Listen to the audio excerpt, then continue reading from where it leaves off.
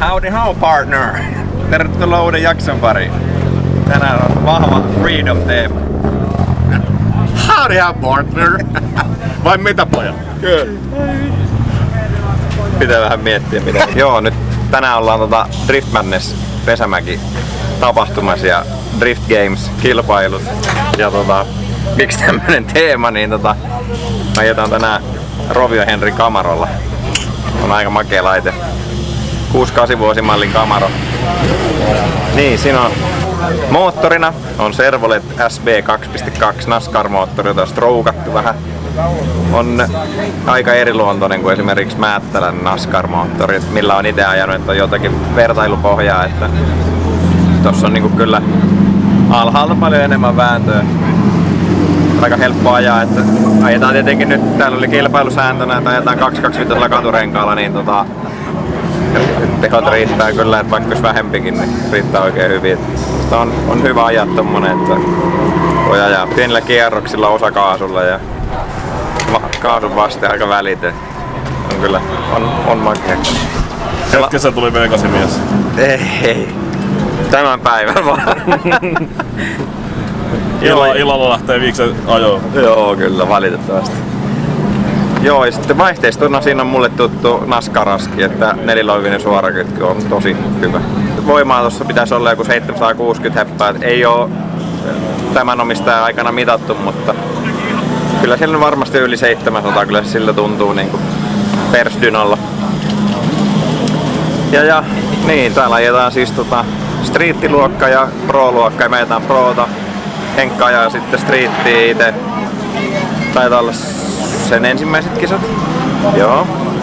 Lajittelut on tässä kohtaa ajettu. Ja nyt on menossa kaavio. Keritte ajaa tossa top 32 kaavio. Ja meitä vastaan oli Tuukka Tuomi. Ajaa Laakson Jannen vanhalla Opel Omegalla. Ei oo Omegan moottoria enää siinä, vaan siellä on Bemari M60 V8. Ajettiin ensin mä ajoin edellä. Olin lajitteluissa 4. vai 3. Ja liidi meni ihan ok, kunnes viimeiseen mutkaan, tai toiseksi viimeiseen, niin pudotin kummatkin takapyörät. Ja en muista oliko täällä säännöstä, se tulee automaattisesti 0 vai tuleeko siitä vaan iso vähennys, mutta ilmeisesti se teki aika paljon virheitä liidissä ja chaseissa, niin mä sitten onnistuin chaseissa tosi hyvin, ajoin lähellä. Haastoi oikein kunnolla, niin se laitettiin One More Timeen sitten onneksi, kun mä ajattelin, että mä sain siitä liidistä 0. Silloin ja sitten One More Time ajoin ilman virheitä, mentiin jatkoon. Seuraavaksi ajetaan Jaskaa vastaan. Tuttu mies. Eli täysi lähetys.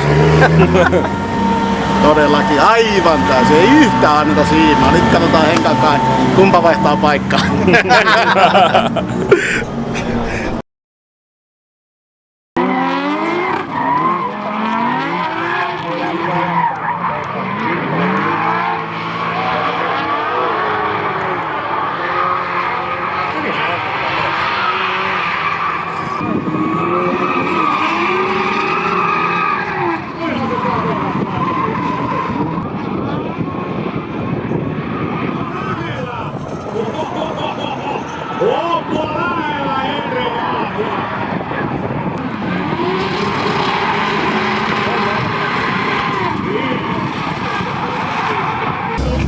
Joo, top 16 ajettiin ja mulle jäi haalari vielä päälle.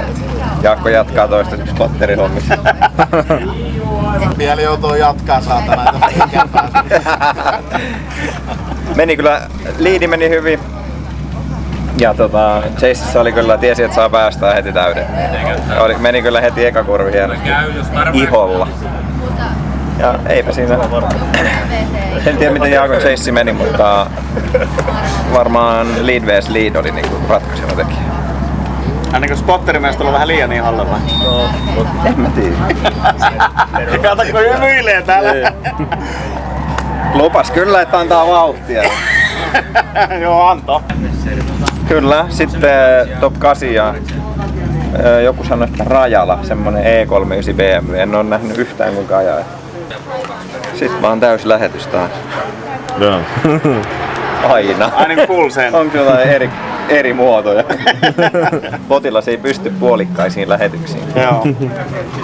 Full send syndrooma.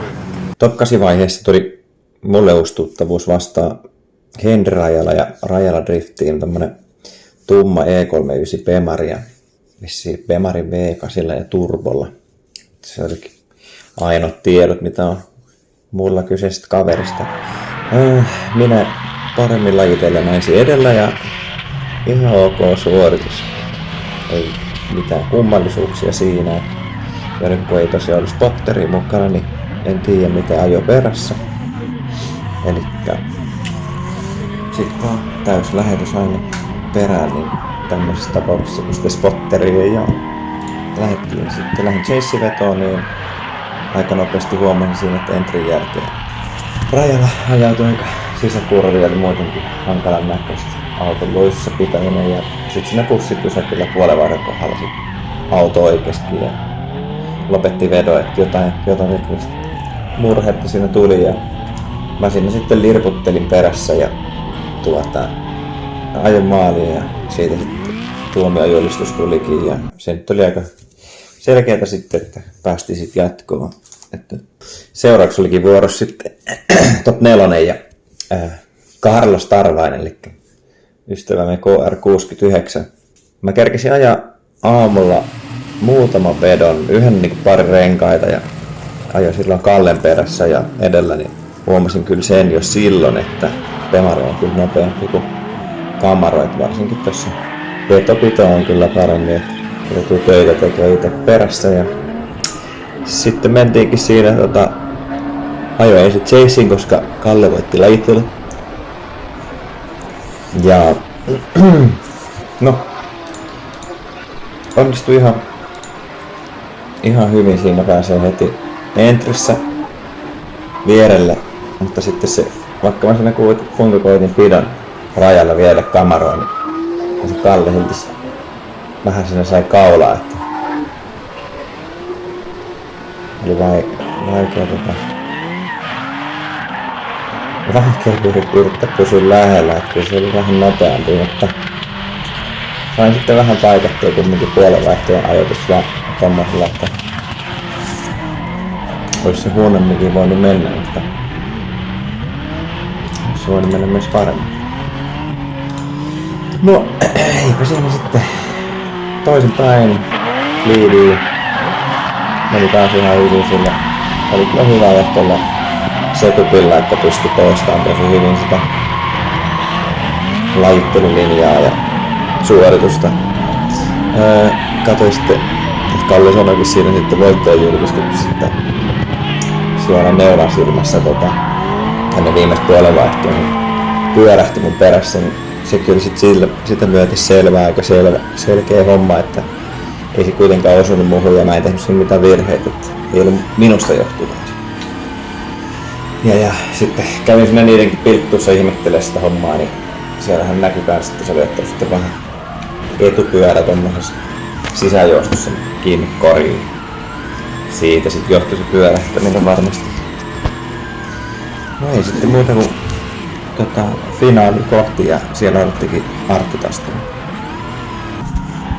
Artun perässä on ajanut useasti Madnessillä ja tiedän, että ei kyllä tarvitse jännittää ei edessä eikä perässä, että on tosi varmaa suorittamista ja taas ihan semmoinen nappisuoritus siihen, ei mitään ihmeellistä ja Arttu seurasi ihan hyvin mitä siitä välillä sivuikkunasta näki ja sitten toisinpäin vaihdettiin ja ajattelin, että se voi olla nopea, ei mitään tietoa, pakko taas painaa heti lähelle ja olihan se vähän nopeampi, mutta ihan hyvin kuitenkin sain seurattua siinä ja sen oli hyvä suoritusta, niin siinä mielessä oli hyvä luottaa siinä perässä ajassa, että siellä ei tapahdu mitään ihmeellistä. Että siinä bussipysäkin jälkeen puolenvaihden kohdassa tuli semmoinen pieni nuupahdus Artulla, että siinä meni kyllä keula lähellä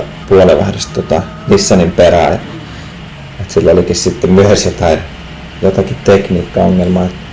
sai siitä jatkettua kyllä vedon ja mentiin sit ennen maaliviivaa vielä, että mä oikein painoin kylkeen kiinni. Ja se vaikutti silloin siltä, että Arttu nosti siinä ja osui vähän takakulmaa ja sitten mulla tuli heti huono omatunto, kun mä ajattelin, että siellä arvokkaat typeäksi takavalot meni rikki, mutta onneksi ei osunut kuin puskuri.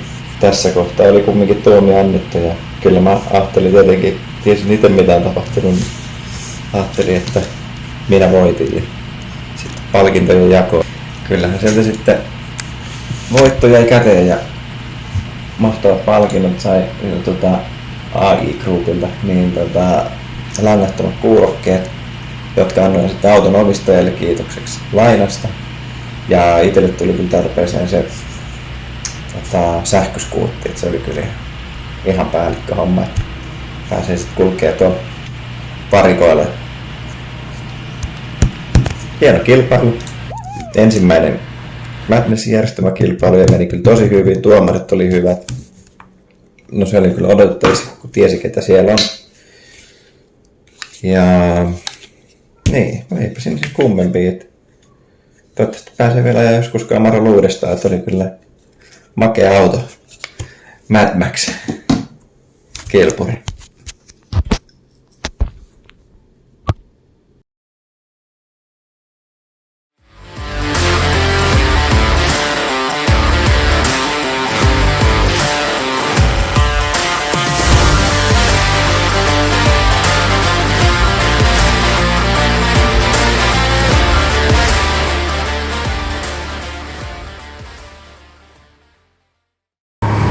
Ei, mikäs ihme täällä on? Joku luokkaretki.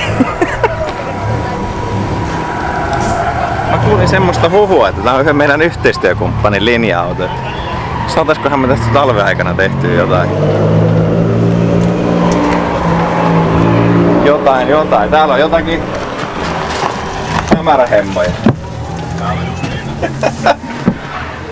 Helvetin hämärähemmoja. Kyllä. Joo, tässä olisi aivan oiva aihio. Keskimoottori ja automaatti. Voi veljet. Harvinaista herkkua. Kyllä. Tää on tosi siisti.